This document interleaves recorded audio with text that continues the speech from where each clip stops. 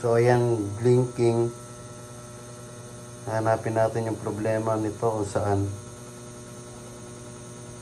Pagka nag-scan ako, ayan, ang lakas ng palo niya. Ibig sabihin may something dito na mali kasi nag-paper jam to paulit-ulit eh. Hanapin natin yung sensor niyan. May sensor yan dito. Eto guys, encoder to. Nandito yung sensor niyan sa likod. Minsan kasi natatanggal talaga yan pag nagpe-paper jam. Dito sa likod. Yan, medyo madilim. Yan dyan, i-flash natin para makita natin.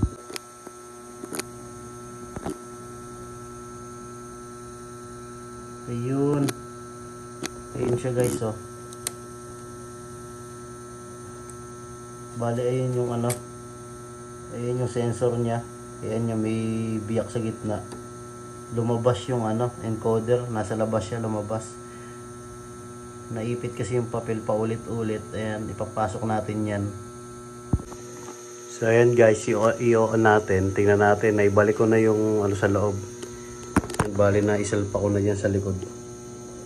Subukan natin i-on kung okay na.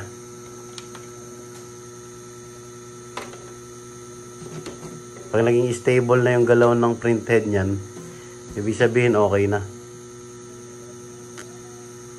Ayan o, nawala na rin yung blinking nyo. Kanina nagbiblink yan yung paper sign na to. Nagbiblink ito. Ngayon nawala na. Nag-stable na siya guys.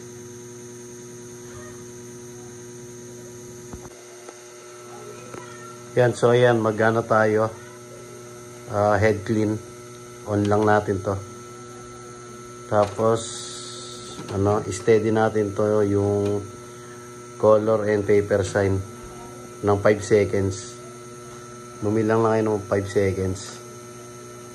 1, 2, 3, 4, 5. Yan, okay na yan.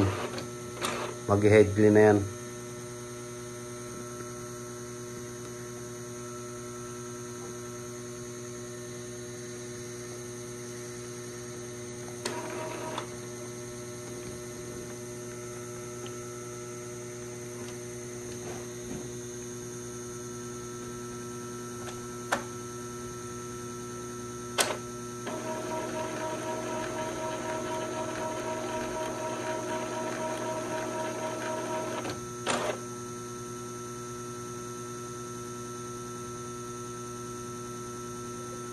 Pag nag-stable na yung ano, yung blink niyan, pwede na tayong ano, mag-test print.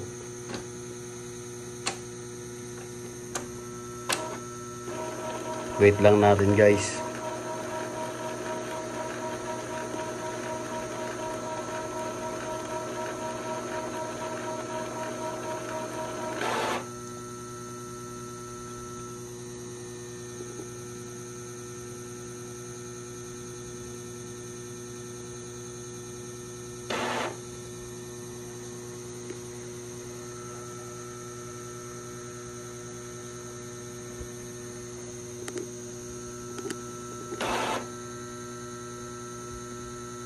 Kaya nag-head clean pa yan.